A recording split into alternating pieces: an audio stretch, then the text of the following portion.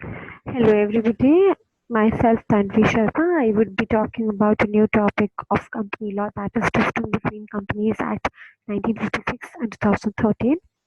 And if I talk about, if in the previous lecture I have already discussed the historical events related to 2013, past, when was it passed in Lok Sabha, when was it passed in Rajya Sabha, and there are how many chapters, and the significant features also I've already discussed in the previous lecture.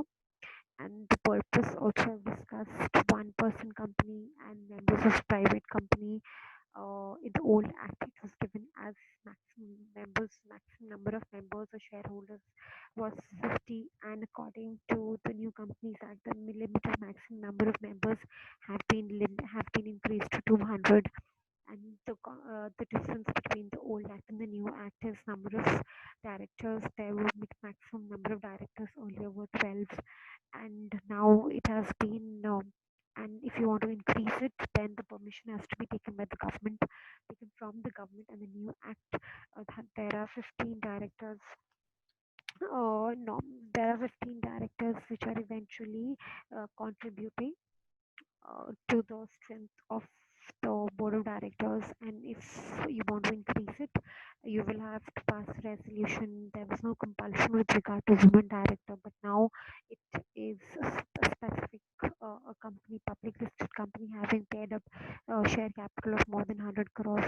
For that company, it is necessary to have a women director.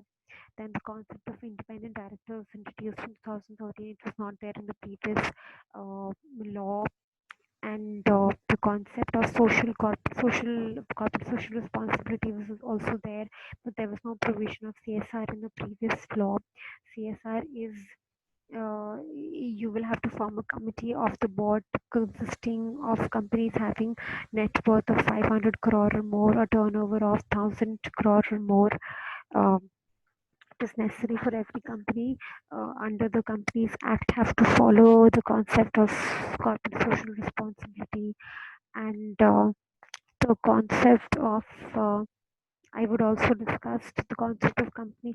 The concept of financial year in was discussed in a very descriptive manner in 2013. It was not very clear during 1956 law. There are certain changes made with regard to the definition of financial year.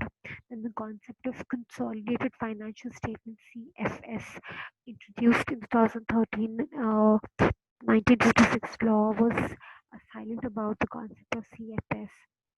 Then the concept of private placement was absent in 1956 law, but it was clearly mentioned, specifically mentioned with regard to 2013 law. The issue of prospectus is also mentioned clearly in 2013 law. Then the offer for sale of shares or shelf prospectus, clearly 2013 extends the facilities of shelf prospectus by enabling SEBI to prescribe the classes of companies.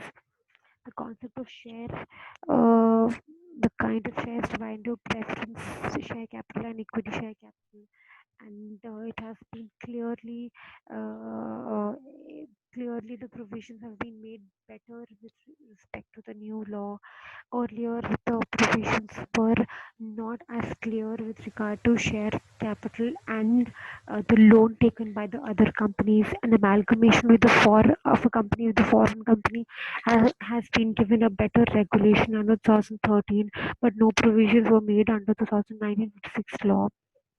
With regard to prohibition of acceptance of deposits was also made clear in 2013 law.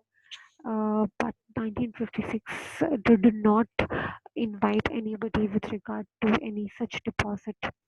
This is how this is this clearly makes a stark difference between 1956 and 2013 law. Thank you so much.